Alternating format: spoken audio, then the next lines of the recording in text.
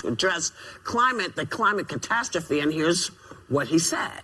Women in the United States of America, by the way, have a right to control their own bodies and make reproductive decisions. And the Mexico City Agreement, which denies American aid to those organizations around the world that allow women to have abortions or even get involved in birth control, to me is totally absurd.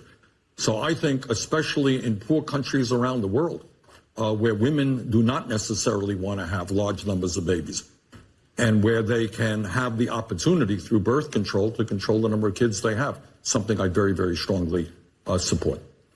Now, CNN's Essie Cupp tweeted that population control through abortion for the sake of climate is talking about eugenics. Now, for those of you who don't know what eugenics is, it's the science of selective and controlled breeding in an effort to increase characteristics and traits deemed desirable. Now, that's very different than what Bernie was talking about. Yeah. But I'm not sure why people are upset with him. Yeah. I mean, I think people are distorting what he said. And I think that, you know, folks have been talking about population control for a really long time. Right. Because there was, you know, there have been global discussions about that. I don't know that people have talked about it under the rubric of climate change.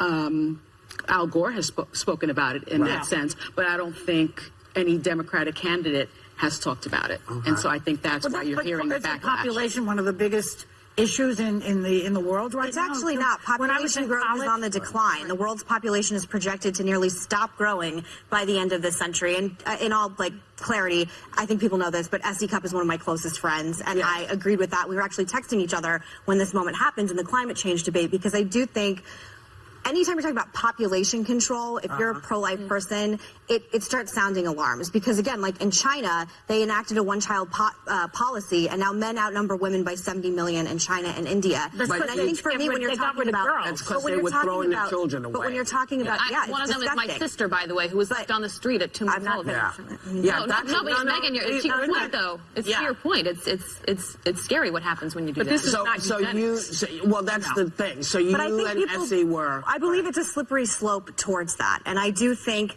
this dystopian, hellhole, nightmarish hellscape that Democrats are putting out, that climate change is just going to end everything to the fact that we're going to have population control in this country, seems very extreme. Climate change is real. I'm not saying it's not real. I'm saying it's not. I didn't interpret it in the same way that obviously everyone in the Democratic Party. What he's saying is that women around the world, just like in this country, should have access to birth control and family planning, which includes abortion. I know, but when that's a whole different thing than when you're talking about population. But it's not eugenics. Right, but AOC says we shouldn't have children anymore for climate change. That is scary to people. Not just her. When you're Prince Harry and Princess Markle only say 2 children. But here's where we are in bigger picture here with politics. It's either President Trump or Bernie Sanders' is nominee. You have him saying things like this, and terrorists should have a right to vote. Okay, but here's the thing. Whatever he has said, let's be clear about what he is saying. Yeah. Let's not make something up.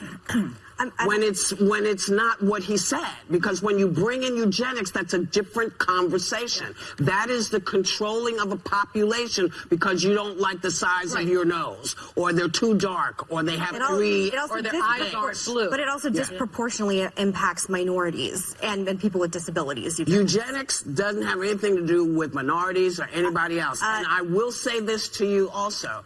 Think about all the women in Ireland who for years just wanted birth control.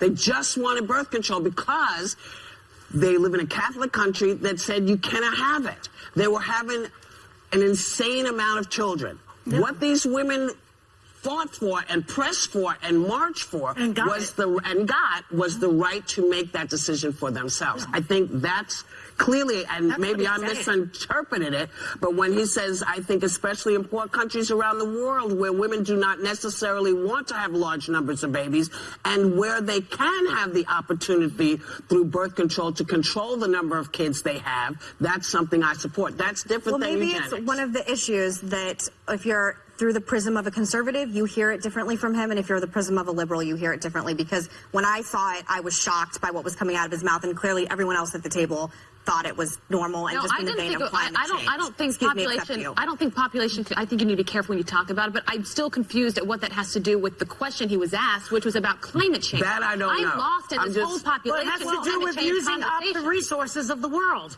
The Population more people you growth have, is on the can I decline. say a sentence here? Well, if it's factual. All right, never mind. Yeah, I think I'll play that game. And the population is going to go from, I think, 7 billion to 11 billion, and so there is somewhat of an increase. Listen, you can be pissed at what he said. I actually think it report it correctly. That's all I'm saying. We'll be back. it's like it is on the decline. Later, the runaway Republicans? 15 GOP members of Congress are retiring in 2020. Why are they jumping ship now? And how will